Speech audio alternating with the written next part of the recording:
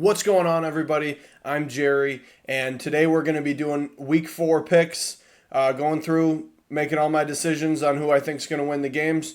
So far, over 500, but closer than I'd like. I've made some dumb picks too, like picking the Bears last week. That was a horrible decision.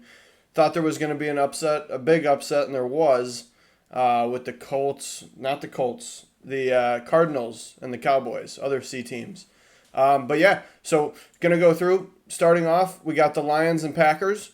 I'm going with the Lions on this one. I can't not pick them just because I think they've played very well this year. We'll see how they are with injuries. At the time I'm recording, there's a lot of people that are still questionable. We don't know if they're going to be playing or not. Packers had a couple injuries too on the offensive line, so we'll see. We'll see what happens. I think that could be a big factor in the game. I'm not going to say that this game's going to be determined based on the injuries, but yeah, I'm just going with the Lions. The Packers looked really bad at the beginning of that last game and kind of got lucky that Carr got injured when they won. And I've been keeping track. We also don't know if Aaron Jones is going to be back. For that, that's the big one, because I've been keeping track of the rushing stats. For if you watch my recap video, I've been keeping track of which team is winning the run and what the record of the team who has the more efficient run game is.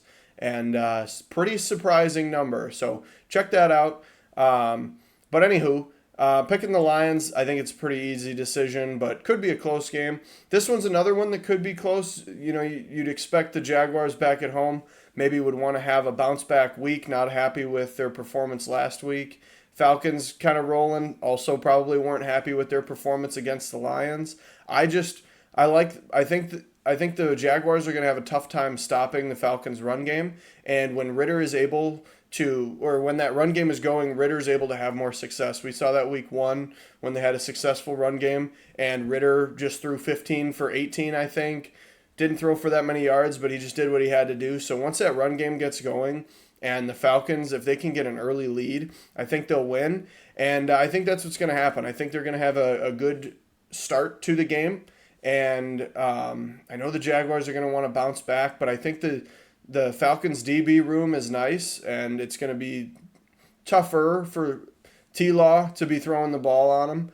ATN is obviously a great running back too, but that pair of Bijan and Algier is just nuts, and I think they're going to take over the whole game and win it. This one I'm actually surprisingly close on, especially with Rams not looking great. Losing to the Bengals, and I think Matt Stafford kind of figured out he can't just throw it to Puka Nacua 15 times and expect that to work the whole game. Also didn't see a great run game from Kyron Williams last week, which definitely hurt him. Getting the run going on that team, I think, is what helped them get the win the week previously. And we don't know what's going on with Anthony Richardson. I believe it was concussion protocol, so we'll have to see what happens with that. It sounds like he could be back. Do they want to bench him with how well Gardner Minshew filled in? I don't know. I think that team, although it's probably normally harder to plan for Anthony Richardson, I think it could be better having Gardner Minshew because that's a completely different offense in my opinion. If, we saw Zach Moss get the ball 30 times last week and Gardner Minshew threw the ball the way he needed to, and Colts played well behind him. So he had his stepping out of the end zone, his Orlovsky, which was not great, but ended up getting the dub, and that's why I ended up picking the Rams on this one. I have a feeling that they're going to bounce back, and their offense has been very good. I think their offense just kind of had an off week, and their defense actually played fairly well against the Bengals last week, but I just think the Rams all around are going to play a little bit better than the Colts and get the win. I think it is going to be a close game. This one's kind of a toss-up, with how much the Bills have been dominating and the Dolphins have been dominating. This is probably going to be one of the first, crazy matchups where, you're going to have, probably one of the best matchups so far. It's, kind of like getting, it would be the AFC version of, getting Eagles 49ers or something with how dominant those teams are. Maybe Cowboys 49ers with how dominant those teams have been. But I think the offense is just going to be too tough for the Bills to stop. the one upside that I think the Bills have is they've been getting pretty good pass rush even without Von Miller. So if they can do that, nobody's put pressure on Tua yet, and I think that's the biggest flaw and the reason that the Dolphins have been able to go up. And once they go up early, they just keep the lead very easily. So I think if the Bills can get to Tua early, I think that could completely change the game, and the Bills could end up with a dub. But I'm going to end up taking the Dolphins on this one. That team has been too good all around. Of course, the Bills get the 4 interceptions last week, and kind of dominated the Commanders, who hadn't really played any talented teams yet. But I just think the other thing is the run game. I think the run game from the Dolphins between A-Chain and Mostert, I think, is just going to be stronger than the Bills' backfield. So I think the Dolphins are going to take it, but I think that's going to be a fun one to watch. This could be a close one too. I don't even know if I really know what the Ravens are yet. I'm picking the Browns again. Again, mainly because of the run game. I think we saw last week with the Browns-Titans, the Browns' run defense is unbelievable. And Myles Garrett is a very dominant pass rusher. So between those two things, sure, Lamar Jackson's probably going to be able to get away from Myles Garrett a little easier than Ryan Tannehill. But with the Ravens' run game doesn't look good if it's not Lamar. So with that, I think the Browns' defense has just been playing very well this year so far, and their offense has been cooking. Chubb's out, but Jerome Ford is an okay option, and they did show last week that they can still pass the ball and have a successful week, and that's really what happened last week. So that's why I got to go Browns. I don't know the odds on that right now, but I think they're probably the favorite. Bengals, Titans, this one, I think Titans probably are going to want to bounce back week at home too. I know Vrabel is not happy getting completely dominated by the Browns. 27-3 is just probably unacceptable. He's got to be pissed. I think they're going to fight hard, and I think you could see a close game. But the Bengals looked good last week, and Joe Burrow, technically, unless we hear something about him, should only be getting healthier. Got that little bit of a short week, but I don't think it's going to hurt him enough.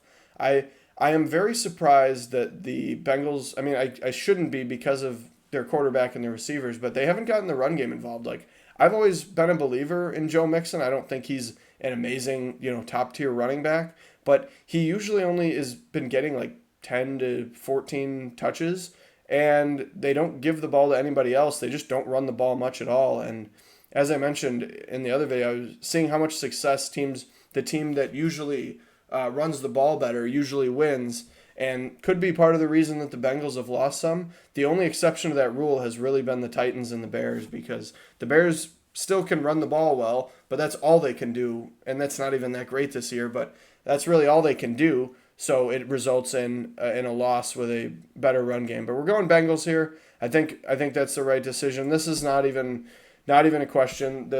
Sam Howell looked really good in preseason, and he made some nice throws, and I do like that he's taking shots. He's like throwing it up. He's got a lot of talented people on the roster, giving them opportunities, but he's a little careless. The 4 interceptions last week, it's just unacceptable. You're never going to win a game like that. And gave the Bills a lot of short field last week too. So if the same thing happens, this game is going to be a blowout, especially with how dominant the Eagles are in the trenches, and DeAndre Swift has just been running the air out of the ball week in and week out, and I don't know how the Commanders are going to be against that team, just because of how great there's so many weapons on the Eagles' offense, and their defense is still good. It's not what it was last year, but it is still good. So very easy pick for the Eagles there. The Bears and the Broncos. This is going to be the shittiest game of the week. I'm sorry for anybody, including myself, that's going to be watching this game, because as a Bears fan, this is pitiful. It's sad that the Broncos are the odds-on favorite when they got a 70 bomb put on them. Like, it was 70-20, and now the Bears, embarrassing game as well, are probably arguably as embarrassing, because the Broncos were at least able to produce offense, whereas the Bears were not. I'm picking the Bears, though. I got to keep riding with them, and going based on this thought that usually the team with the better run game has a bit of an edge at the very least. The Broncos have Javonte Williams, who I believe in, and I actually think he's probably the second best running back in this game to Justin Fields, oddly enough. But I think that if the Bears can get back to the what they were doing last year when they were having success and Justin Fields was running all over the place, I think they can win this game.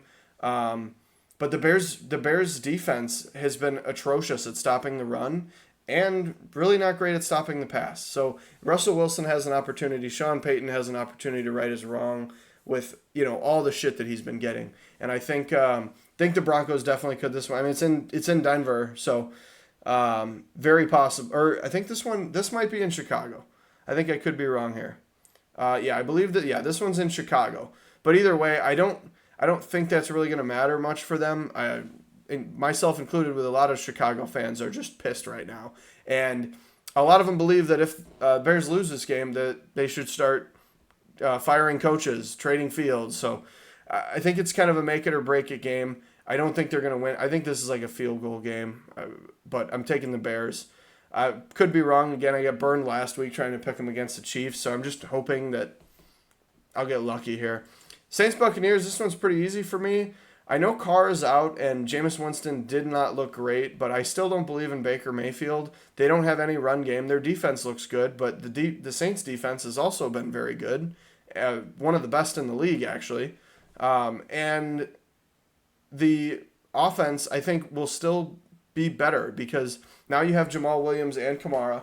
You also have, it doesn't sound like Carr's coming back from his shoulder, but you still have Jameis Winston, who I think can be like a higher tier backup at the very least. I think the best backup in the league right now has got to be Minshew.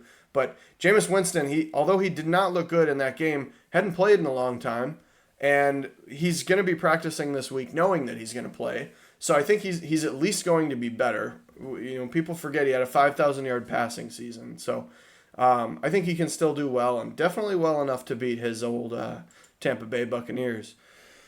Next up, Vikings Panthers. This is a battle of the two 0-3 teams. Actually, is Bears is 0-3, and are those the only 4 0-3 teams?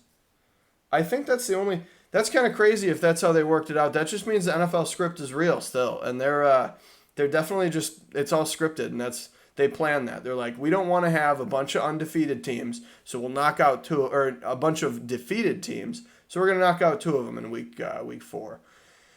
But I end up going with the Vikings. I think the Panthers are a bit of a train wreck, and the Vikings have been close in every game. I think this is going to be a game for Vikings fans where they can finally say they got a win, but it's against one of the shittiest teams in the league. And it's going to be probably a very bitter win for the Vikings, to where they get the win, but they're like, well, we beat the Panthers. Probably hoping to dominate. You got Kirk Cousins, Justin Jefferson have had great weeks, week in and week out. I believe Andy Dalton's still going to be playing, who actually looked really good targeting Adam Thielen. But we have the Adam Thielen revenge week here. So maybe they could do well, but I just think the Panthers are just not a good team all around, and missing in a lot of places. Obviously, they put up a good fight against the Seahawks last week, but yeah, I got to go with the Vikings here. Next up, we got the Steelers, Texans. I can't change this live, but I might audibly change this. The reason I'm going to just decide, obviously I've already put up the helmet there. I think that the Steelers have been struggling so much on offense that I think that this is a good week for the Texans defense, because I still believe that they can have a good defense under DeMeco Ryans. I think this is a good opportunity for them to have a good week on defense. And it's also a good test for the Texans offense. We learn a lot this week in this game, because we're going to see with the Texans offense, they've been playing phenomenal. I mean, right now, C.J. Stroud's one of the best quarterbacks in the league, aside from Tua and probably, if you want to argue, for Kirk Cousins, statistics-wise at least. But Stroud is up there. He hasn't thrown a pick yet, 4 or 5 touchdowns, 900 yards. He's had phenomenal weeks.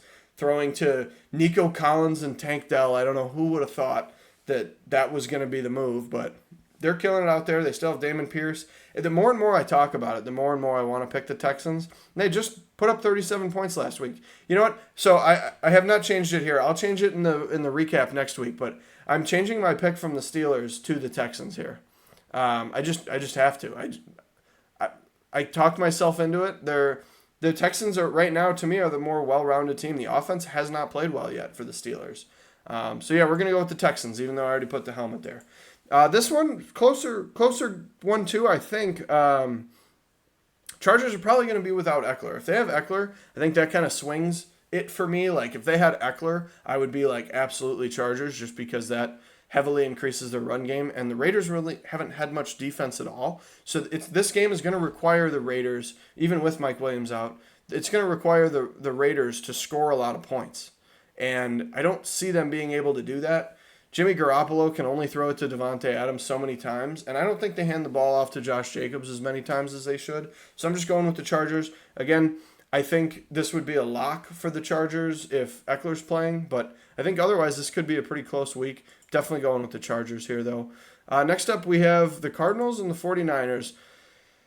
I saw the Cardinals upset the Cowboys. I don't see them doing that, because the one thing that we do know is 49ers have a very explosive offense, and they arguably have, I don't know if you can argue for them having a better defense, but hopefully we'll see this season maybe more consistent defense.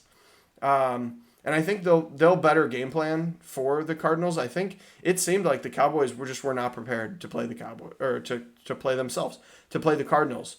So I think the 49ers,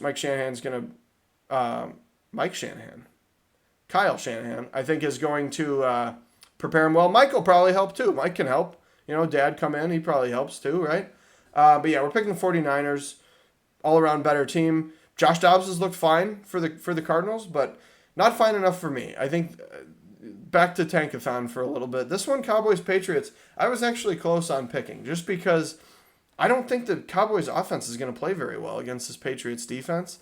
But I also don't think that this Patriots offense is going to play well against this Cowboys defense. So I think it's going to be a low-scoring game. I think you could see like a 17-13, 17-14, 14-13, 14-10, like something like that. Just because I think both teams are going to struggle to get the ball down the field. I think I picked Cowboys really here because they have more opportunities to get turnovers in my mind. I think they'll be better. I think they're probably a little upset that they lost to the tanking Arizona Cardinals. So yeah, we're going Cowboys. Kansas City Chiefs Jets. This one's really easy for me. Chiefs. I don't think it's a trap game of any sorts. There's all sorts of talk about problems with Saleh in the locker room, saying that that he's not backing up. He's like promising something about Zach Wilson. I can't think of words right now. He's apologizing for Jack Wilson, different player, Zach Wilson, and so I think just with the problems in the locker room, still don't have a quarterback. Chiefs looked really good against the Bears on defense and on offense. Granted, the Bears defense sucks, or Bears offense, they both suck. So, yeah, Chiefs, I don't need to talk about this anymore. I can't talk anyhow. Seahawks, Giants, I feel bad because I really like Brian Dable. I got to pick the Seahawks here, though. Whatever's going on, Danny Dimes showed some promise last year. Like, maybe he can be an average quarterback, to where if you put a defense together with Wink Martindale and you have a solid run game with Saquon Barkley, that team could be something. But then Daniel Jones looks like shit. Saquon Barkley gets hurt, and the defense really hasn't played very well, probably because their offense doesn't spend much time on the field. So, yeah, this is going to be a Seahawks win, and this would be like probably my lock of the week, just because the Seahawks in the first 2 weeks didn't really play up to their standards, in my opinion, and pretty much played very well on offense last week. And their defense has always been, at least average, and the Giants, they kind of seem like a bit of a train wreck. So I have to go Seahawks here. And is that it? I think that's the last game of the week. Yep. Nice job. I should really pay attention to what's going on. Or what I could do is I could make a screen at the end where it like shows something else, something important, like my recap videos. That's very smart of me. I just only smart half the time. So thank you for watching. Go watch my recap videos. Those very informative, quick recap, of kind of all the games during the week. I got fun facts at the end and interesting information. If you want to skip to the end, hell if I care. Nobody's watching these things anyway. So, but thank you for watching and have a great day.